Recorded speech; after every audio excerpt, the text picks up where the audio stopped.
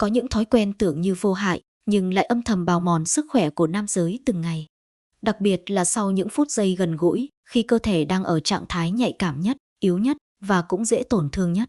Thế nhưng, rất nhiều người lại vô tư làm những điều sai lầm ngay sau đó, mà không hề biết rằng hậu quả có thể kéo dài nhiều năm sau. Bạn có đang nằm trong số đó không?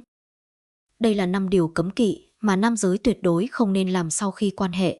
Nghe có vẻ đơn giản, nhưng chính những điều đơn giản ấy lại quyết định rất lớn đến sức khỏe sinh lý và thể trạng lâu dài của bạn. Thứ nhất, không đi tiểu ngay sau khi vừa quan hệ xong. Rất nhiều nam giới có thói quen vừa kết thúc là lập tức vào nhà vệ sinh. Họ nghĩ rằng đó là cách làm sạch nhanh nhất, thậm chí còn tin rằng như vậy sẽ tốt cho cơ thể. Nhưng thực tế, đây lại là một thói quen cần điều chỉnh.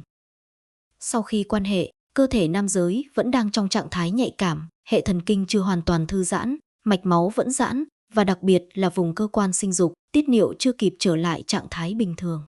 Lúc này, các cơ vòng vẫn còn đang mở hoặc chưa ổn định hoàn toàn. Nếu bạn đi tiểu ngay lập tức, áp lực dòng nước tiểu có thể gây cảm giác khó chịu, kích thích không cần thiết, thậm chí tạo điều kiện cho vi khuẩn dễ xâm nhập ngược vào bên trong nếu vệ sinh không đảm bảo. Không những vậy, việc quá vội vàng còn khiến cơ thể bị ép chuyển trạng thái đột ngột từ thư giãn sang hoạt động, trong khi đáng ra nó cần một khoảng nghỉ để cân bằng lại. Điều này, nếu lặp lại thường xuyên có thể khiến bạn cảm thấy mệt mỏi hơn sau mỗi lần gần gũi, thay vì thư giãn như bình thường. Cách tốt nhất là hãy dành ra khoảng 10 đến 15 phút để nghỉ ngơi. Bạn có thể nằm thư giãn, hít thở sâu, hoặc đơn giản là để cơ thể tự ổn định lại. Khi mọi thứ đã trở về trạng thái tự nhiên, lúc đó việc đi tiểu sẽ diễn ra nhẹ nhàng, thoải mái và an toàn hơn. Một thay đổi nhỏ trong thói quen, nhưng lại là cách bạn đang âm thầm bảo vệ sức khỏe của chính mình. Thứ hai, không tắm ngay sau khi quan hệ. Sau những phút giây gần gũi, cảm giác nóng bức, mồ hôi và sự mệt nhẹ khiến nhiều nam giới muốn bước vào phòng tắm ngay lập tức để giải nhiệt. Nghe thì hợp lý, nhưng chính khoảnh khắc này lại là lúc cơ thể đang nhạy cảm nhất và cần được nghỉ ngơi, không phải bị tác động thêm. Khi vừa kết thúc, nhịp tim vẫn còn cao, tuần hoàn máu đang hoạt động mạnh, lỗ chân lông mở rộng để thoát nhiệt. Nếu bạn tắm ngay, đặc biệt là tắm nước lạnh, cơ thể sẽ bị thay đổi nhiệt độ đột ngột. Sự chênh lệch này có thể khiến bạn cảm thấy choáng nhẹ, mệt mỏi, thậm chí dễ bị cảm lạnh hoặc đau đầu nếu lặp lại nhiều lần. Ngay cả khi tắm nước ấm, việc tắm quá sớm cũng không thực sự tốt, bởi lúc này cơ thể chưa kịp ổn định lại. Việc để nước tác động trực tiếp lên cơ thể khi hệ tuần hoàn còn hưng phấn có thể làm bạn nhanh mất sức hơn, thay vì cảm thấy dễ chịu như bạn nghĩ. Điều hợp lý nhất là hãy cho cơ thể một khoảng nghỉ, lau khô mồ hôi, uống một ít nước, ngồi hoặc nằm thư giãn khoảng 15 đến 20 phút. Khi nhịp tim đã chậm lại, cơ thể trở về trạng thái bình thường, lúc đó hãy đi tắm, bạn sẽ cảm thấy dễ chịu hơn rất nhiều và cũng an toàn hơn cho sức khỏe lâu dài. Đôi khi, chỉ cần chậm lại một chút là bạn đã giúp cơ thể mình tránh được những tác động không đáng có. Thứ ba, tuyệt đối tránh uống bia lạnh ngay sau khi quan hệ. Nhiều nam giới sau khi gần gũi thường có cảm giác khát và nóng trong người, nên nghĩ rằng một lon bia lạnh sẽ giúp giải nhiệt nhanh chóng. Cảm giác mát lạnh ban đầu đúng là dễ chịu, nhưng đó chỉ là cái đã nhất thời, còn bên trong cơ thể lại đang phải gồng lên để thích nghi. Sau khi quan hệ, cơ thể vừa trải qua một dạng vận động mạnh, nhịp tim còn cao, mạch máu đang giãn, lượng nước trong cơ thể cũng giảm nhẹ. Lúc này, nếu nạp ngay bia lạnh, tức là vừa có cồn, vừa có nhiệt độ thấp, sẽ tạo ra hai tác động cùng lúc. Cồn làm gan phải hoạt động nhiều hơn để xử lý, còn lạnh khiến mạch máu co lại đột ngột. Sự thay đổi này dễ khiến bạn cảm thấy mệt hơn, chóng mặt nhẹ hoặc uể oải kéo dài sau đó. Chưa kể, bia còn có tính lợi tiểu, làm cơ thể mất nước nhanh hơn. Trong khi sau khi quan hệ, điều cơ thể cần nhất lại là bù nước và hồi phục, không phải tiếp tục bị rút cạn năng lượng. Nếu thói quen này lặp lại thường xuyên, nó có thể ảnh hưởng không nhỏ đến thể lực, chất lượng giấc ngủ và cảm giác tỉnh táo vào ngày hôm sau. Thay vì bia lạnh, một cốc nước ấm hoặc nước lọc sẽ là lựa chọn tốt hơn rất nhiều. Nó giúp cơ thể cân bằng lại, hỗ trợ tuần hoàn và phục hồi tự nhiên. Đôi khi, cái đã trong vài phút lại phải đánh đổi bằng sự mệt mỏi kéo dài nhiều giờ sau đó. Biết dừng lại đúng lúc chính là cách bạn giữ gìn sức khỏe lâu dài cho mình. Thứ tư, tránh tiếp xúc với môi trường lạnh ngay sau khi quan hệ.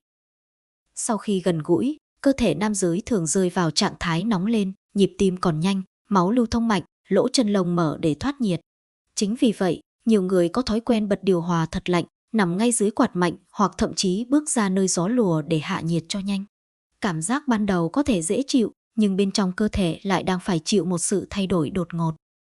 Khi nhiệt độ môi trường giảm nhanh, mạch máu từ trạng thái giãn sẽ co lại bất ngờ. Sự co giãn đột ngột này dễ khiến cơ thể bị sốc nhẹ, gây ra cảm giác gai người, đau đầu, mỏi cơ hoặc lạnh bụng. Nếu lặp lại nhiều lần, bạn có thể thấy mình dễ bị cảm, mệt mỏi hoặc suy giảm năng lượng rõ rệt sau mỗi lần gần gũi. Đặc biệt với những người thể trạng yếu hoặc hay bị lạnh tay chân, việc tiếp xúc ngay với môi trường lạnh còn khiến quá trình hồi phục của cơ thể bị chậm lại. Thay vì thư giãn, bạn lại cảm thấy uể oải, thậm chí khó chịu kéo dài đến hôm sau. Cách tốt nhất là để cơ thể hạ nhiệt một cách tự nhiên. Bạn có thể mở điều hòa ở mức vừa phải, tránh gió thổi trực tiếp vào người, hoặc đơn giản là nghỉ ngơi trong không gian thoáng mát. Sau khoảng 10 đến 15 phút, khi cơ thể đã ổn định, bạn sẽ thấy dễ chịu một cách tự nhiên mà không cần phải ép nó thích nghi quá nhanh. Đôi khi, chính sự vội vàng muốn mát ngay lập tức lại khiến cơ thể phải trả giá bằng cảm giác mệt mỏi kéo dài. Biết điều chỉnh một chút là bạn đã tự bảo vệ mình tốt hơn rất nhiều. Thứ 5, không ngủ ngay lập tức sau khi quan hệ. Sau khi gần gũi, cảm giác mệt và buồn ngủ đến rất nhanh, đặc biệt ở nam giới. Nhiều người vừa xong việc là quay lưng ngủ ngay, coi đó như một phản xạ tự nhiên của cơ thể. Nhưng thực ra, đây lại là một thói quen nên điều chỉnh nếu bạn muốn cơ thể hồi phục tốt hơn. Thời điểm vừa kết thúc, cơ thể vẫn chưa thực sự nghỉ. Nhịp tim còn cao, máu vẫn lưu thông mạnh, hệ thần kinh vẫn trong trạng thái hưng phấn nhẹ. Nếu bạn ngủ ngay lập tức, cơ thể bị ép chuyển sang trạng thái nghỉ quá nhanh, khiến quá trình điều hòa chưa kịp hoàn tất. Điều này dễ khiến bạn ngủ không sâu, thậm chí khi thức dậy lại cảm thấy mệt mỏi, uể oải hơn bình thường. Ngoài ra, việc ngủ ngay cũng khiến bạn bỏ qua những bước cần thiết như lau khô mồ hôi, vệ sinh nhẹ nhàng hoặc bù nước cho cơ thể.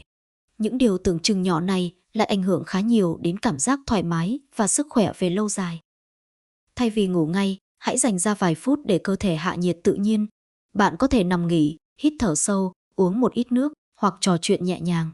Chỉ cần 10 đến 15 phút thôi, cơ thể sẽ dần trở lại trạng thái ổn định và khi đó giấc ngủ của bạn sẽ sâu hơn, dễ chịu hơn rất nhiều. Một chút chậm lại sau những phút gần gũi không chỉ giúp bạn khỏe hơn mà còn giúp cơ thể được phục hồi đúng cách, điều mà nhiều người thường vô tình bỏ qua. Đàn ông thường nghĩ rằng sức mạnh nằm ở thể lực, nhưng thực ra, sức mạnh thật sự lại nằm ở cách bạn hiểu và chăm sóc chính cơ thể mình. Sau những phút giây gần gũi, cơ thể không chỉ đơn giản là mệt rồi nghỉ, mà đó là lúc nó cần được phục hồi đúng cách. 5 thói quen tưởng chừng nhỏ, vội vàng đi vệ sinh, tắm ngay, bật lạnh quá mức, ngủ liền hay uống bia lạnh, nếu lặp lại mỗi ngày, chính là những vết xước âm thầm tích tụ theo thời gian.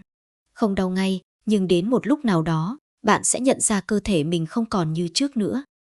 Chậm lại một chút, hiểu cơ thể mình hơn một chút, và thay đổi một chút. Chỉ vậy thôi, nhưng lại là cách giữ gìn phong độ, sức khỏe và bản lĩnh của một người đàn ông trong suốt cả chặng đường dài phía trước. Nếu bạn thấy video này hữu ích, hãy để lại một bình luận, tôi sẽ thay đổi để tự nhắc chính mình từ hôm nay. Hoặc chia sẻ video này cho bạn bè, người thân, vì có thể họ cũng đang mắc phải những thói quen này mà không hề biết.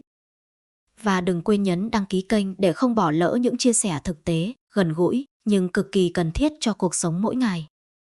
Đôi khi, một thay đổi nhỏ hôm nay lại giúp bạn tránh được những hối tiếc rất lớn trong tương lai.